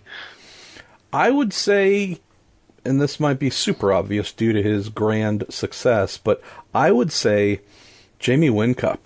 And that's, oh yeah, and I would not actually limit that to GT racing. I would very, very much say he is someone who I believe, whether it would be IndyCar, NASCAR, name the category, maybe even Formula One, having been down under and covered whatever 5 or 6 V8 races in the past, been around Jamie a little bit. He's just wired that way. You navigate around the world's greatest drivers, and there's a way they carry themselves, a focus that is just different than their rivals, and that is absolutely Jamie Whincup. So obviously, what does he have? 5, 6, 7 V8 titles, just a crazy number. Obviously, he is the best of his generation, and still somewhat young and active there, so still going. But he has been the standard bearer for a while now. But I have no doubt, Graham, that if he said tomorrow, I want to go attack this new discipline, it might take a little while to master all of it. But that guy has truly elite, all-time great, not only capabilities behind the steering wheel, but the way his mind works, his approach, he's that guy. So Jamie, to me, was really saddened when he was not able to come out and compete at Monterey last year in IMSA with Kenny Abul when Kenny got sick, knowing that was the plan for them to be in the IMSA GT Daytona category. So I'm hoping we get Jamie back possibly for something else sometime soon, because he is the man. Let's go to... You know what? I'm going to throw you under the bus here. This one comes in from Shay Adam. Go-kart race. Never heard of her. Never heard of her. The GTLM drivers. You're allowed to have one superpower from Mario Kart to help you try to win. Which do you choose? I pick the star, so that I'd be untouchable. And why did I throw you under the bus? I've never played Mario Kart. I have no idea about any of this stuff. I assume you might not as well, but I was first to being mean. Luckily, I have multiple talents. Okay, and I have to say Mario Kart isn't one of them, but Googling stuff really quickly is. So that's exactly what I've done. And happily, amongst the apparently banana skin, green shell, red shell, blue shell, there's a theme there. There is one that immediately just stares out to me, and it's got a Week in Sports Cars theme to it, because apparently there's some kind of power-up that is a Bob-omb. B-O-B, B-O-B-O-M-B. And I think Bop-omb might actually be the thing. So actually, that explodes onto your cart, and you immediately get a much, much smaller restrictor and a lot more weight. Oh, I love the idea of that. I love the idea. Bop-omb. Yes, just being able to dial in misery. Come on, kids, you want to. Yeah, absolutely. Oh, that's a great... The Bop Bomb coming to an event near you. All right, we've got 2 questions left. I'll grab James Counter, who says, I'm going to resubmit my question from last week. Favorite helmet design? I'm a fan of Jackie Stewart's with the tartan around the top. We get this question every now and then. I know we always try and either come up with something new or a new angle on our favorites. Why don't you take this one, my man? What helmet tickles your heart? I'm not a massive fan of the modern era. I'll be honest with you. I mean, McNish's helmet. It's evocative. I was a big follower of Alan when he was in his racing years before, his retirement into having to spend 6 hours at a time in the same room as me, which I know is thrilling for him. It is. And he deserves it. Believe me. Here's one. which is I do like to see a little bit of national pride on a helmet, hence the tartan. Mike Simpson from Ginetta carries the Cross of St George on the side of his helmet. I like to see that, the English flag. But there's another driver with another variation on that same theme that I have the privilege of spending plenty of time in the same orbit as him with the FIWC, and that's Andy Prio, multiple World Touring Car Champion, of course, now one of the stalwarts of the WEC part of the Chip Ganassi Racing Ford efforts. And on the side of Andy's helmet is another of the flags of the British Isles. It's the island of Guernsey, one of the Channel Islands off the coast of France, the only part of the British Isles that was occupied by the invading German forces in World War II. Why? Because that's where my dad came from.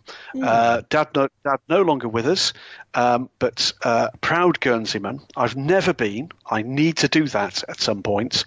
And Andy, one of a small cohort of Guernsey people, Fiona Miller from the WEC's media office, absolutely, it's another.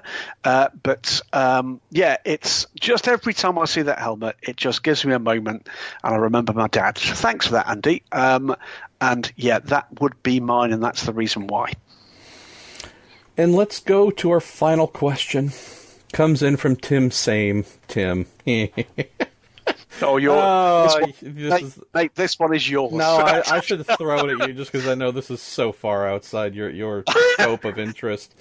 IMSA, through the plucky Team Pruitt-Goodwin, have signed the WWE, World Wrestling Entertainment, in the biggest wrestling-racing marketing deal since the NWO paired with NASCAR. 3 of the WWE superstars will be incorporated into their team structure for the Rolex 24. As active crew members, which wrestlers do you pick, and what roles do you put them in? Oh, I would have loved to have thrown this one to you, but again, I know this. You're not okay. Let's see. I would go with Braun Strowman first of all because he's about 6'8" and 375 pounds of pure muscle. Also very scary. I would say that. At least from what the WWE has done, they seemingly do this about once a month. Braun's the known as the big old monster, and so they try and do this thing about once a month where whomever it is that angers him, he chases after them out of the ring, goes into the underground kind of backstage parking lot area, and will lift up and flip over a car or a truck or a limousine. I think it was a limousine this week or last week. And they do their best with artful camera work to disguise the fact that there's some sort of hydraulic ram or a lever and pulley system that's actually flipping the car over. But nonetheless, he ripped a door off the hinge, I believe this past Monday of the limousine and then flipped it over. So I would say Braun Strowman for sure would be the number one pick. He could be the fueler, and if we had an air jack failure during a pit stop, Graham, in theory, maybe, I don't know, there might be some WWE production required. Lift the car, we'd think. Here's the thing where I think Braun would be the most valuable, Tim, if we're talking about roles. First of all, when you have a yellow flag and you have the entire class or field pitting, pit space is a little bit limited, can be a little bit limited. I'm fairly confident that at 6'8" and about 400 pounds, again, of pure muscle, Braun would clear out the incoming and outgoing pit stalls for us. So we would have our own space on track. It'd be pretty cool. The other thing that comes to mind, Graham, is I also believe our team, we could cheat. We could have our drivers bashing other cars out of the way, and without retribution, without any penalties from on high coming down from our man Bo Barfield. Why?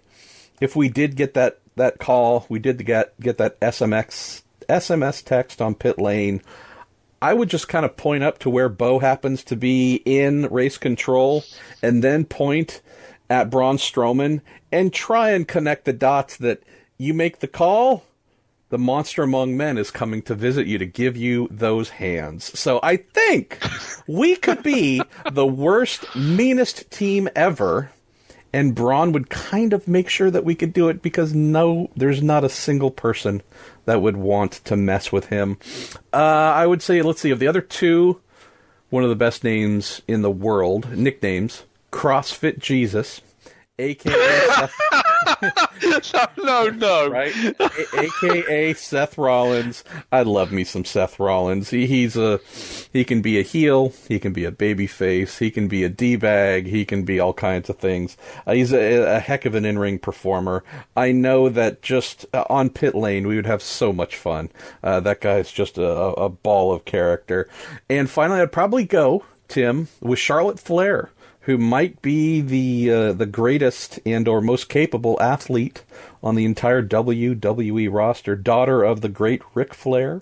Yeah, she is pretty amazing. So if we're just talking pure athletics, jumping off of pit wall, running across, changing a tire, not only, does she have more than enough strength to do all of that as quick, if not faster than the men, but yeah, that would just be a sight to see, knowing that she is a physical wonder. So that would be my call. I mean, if I could throw in a fourth, and maybe it's a tag team, it'd be the New Day. I mean, come on, the New Day has been my favorite for years. Those guys, we would be eating their brand of cereal, Booty-O's, for sure, Graham. And they also throw pancakes out to the crowd. So, I mean, we would eat well, we'd be laughing, we would have protection, right, in brawn.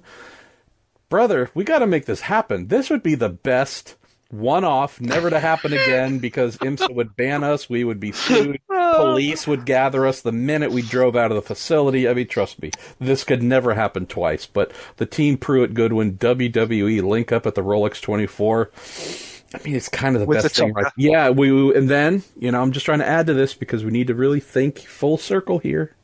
For communications, our PR rep, Wolfgang Monser, of course. I know that he is not WWE, but we would have Wolfgang as our person communicating what we're doing to the world. It would confuse them. Most people wouldn't understand either what he was saying, the purpose of the question, just the barrage of inanity. So I think we have a full team here. We haven't chosen drivers yet, but maybe that's for next week's episode, who we would put in the car from WWE or some other sports entertainment, but not really sports type organization. Formula E? Hey, there we go. Shots fired. Very quiet shots fired. A little kind of whiny, Roomba sounding shots fired from Graham Goodwin. But that's enough about me. All right, my friend. We are at the end of yet another, almost coming up on our 1-year anniversary, the Weekend Sports Cars podcast, presented to you by Cooper Tires, and now, hopefully in perpetuity, our dear, dear friends at the Justice Brothers.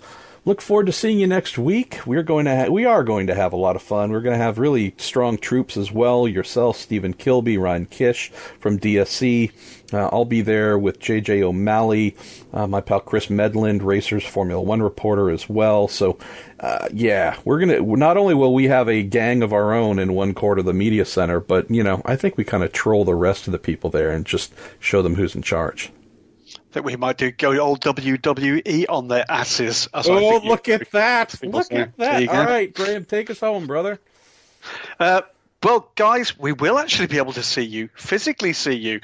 Those of you who are going to be at Daytona International Speedway next weekend. Can't wait for that. I think that's going to be big, big fun.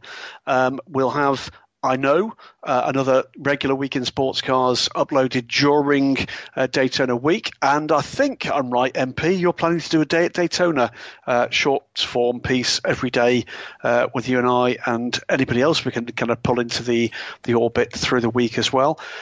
Looking forward to what's going to be a draining couple of weeks with Daytona, and then I'm flying off before the end of the race at Daytona to get to Bathurst for the 12-hour, which looks stunning. There's going to be, I think, further specials for that one as well, if things can come together in time. For now, thank you for listening. Thanks in particular those of you that continue to add to the cohort questions we get from around the world. It's been another cracking couple of hours, MP. Loving it. Looking forward to the first anniversary. Just can't wait to hear what you've bought for me as anniversary gift. You know what I've done? I can go ahead and reveal it now. I have bought you your own engraved name on one of the steel slats that will form the border wall that's going up. So what I haven't decided. That's exciting. Yes, the only thing. On which side of the wall? Well, there you go. So you can, if you don't mind flying into Mexico on the way to Daytona.